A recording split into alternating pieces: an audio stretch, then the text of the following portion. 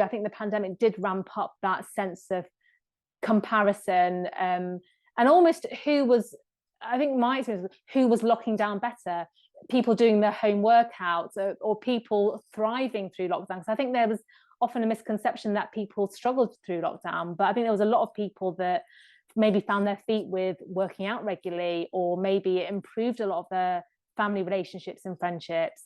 So I think, again, it kind of comes back down to the sort of bottom line that there's no one size fits all. And again, it comes down to people wanting to share their highlights. And if that does trigger you, it's knowing you have the ability to be able to control that in terms of muting the content that serves you on your phone. I think the thing that helped me mute more people that didn't serve me is realizing that when I started learning a little bit about the Instagram algorithm, I'm not seeing everyone's content anyway. Yeah. So if I mute Dave from the office, if I haven't seen his content, it might not be because I muted him. He never has to know. It's just that the Instagram algorithm's not putting it in front of me. So I can sort of get away with that politics. But I certainly agree with that during the pandemic. I think if you want to see positives in it, you'll find them. And if you want to see negatives, it becomes a self-fulfilling prophecy. And during that pandemic, I said at the start, like, this podcast allowed me to reconnect with people, like yourself.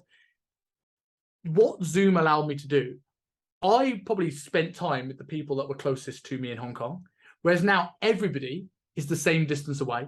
I can connect with somebody in the UK at the same time as I can connect with someone that lives down the road. So it made the world for me more sociable, because I can now connect with everybody I've missed. And I've reconnected with friends I've not seen for well over a decade, just because I thought, okay, I'm going to make the most of this and come out of it. But one of the things I definitely did in the pandemic that helped me is I very much muted the news. The way I was thinking of it, it wasn't serving me. And if anything happened that was relevant to my life in Hong Kong, I'll hear about it, and I won't need the news to do that. Yeah. And I think that's the thing, particularly during the pandemic, is there was constant breaking news banners. We had the Prime Minister's daily briefings, and you had, what your friends and families thought. You were kind of overwhelmed with opinion, speculation, sort of the breaking news. And I think the first step for me was having to mute those notifications, for the very reason that you have described, that actually, if it's something of significance, I will hear about it. But I think one of the things that I felt gave people greater control is maybe agreeing a time in the day where you check with a dedicated news source, kind of bring you up to speed with what's happened in that day. So for instance, if you're someone that works 9 to 5, you might think, okay, maybe at between 5:30 and 6, I'm going to catch up with the news on this website. Because I think the difficulty is we're overwhelmed with news, we're overwhelmed with different mediums serving that news in different ways, different speculations, different ways of things being reported.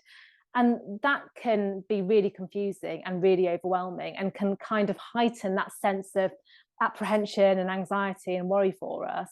So I think if you can find a trusted news source, one that actually you think that is balanced, it's information that speaks to you, stick with that. Don't do this thing where you kind of seek out alternatives, or kind of just heighten what's already maybe a distressing story. Actually, if it's something, because I think the problem with 24-hour news channels is it just repeats the same story, same headlines over and over again, that all it does is keep you in that state of high alert. You can get in a wormhole as well, right? Like, you find a news story and then you get interested, and then you just find other bits of information to learn more about it, and you're a couple of hours gone of learning about this horrendous thing. It's like, there's a better way of looking after myself here. Absolutely. And I think it's not about, what I'm not saying is put the blinkers on and pretend it's not happening. Absolutely, there are things that are happening in the world that you need to know about, and that are harrowing and that are difficult. But it's about, again, putting yourself in the driving seat, controlling when you consume that information. When is the best time for you to consume? Halfway through a workday is probably not the best time for you to be consuming that information. Maybe it's first thing on the morning to the commute, or maybe it's last thing at night when you're on the commute back. But picking a time that that you're in a space better to consume that information. Hey guys, thank you very much for watching the podcast. If you're like me and like to binge watch podcast episodes, click here for our most recent episode. And if you enjoy the show and want to be updated when new videos come live, click here to subscribe to the channel.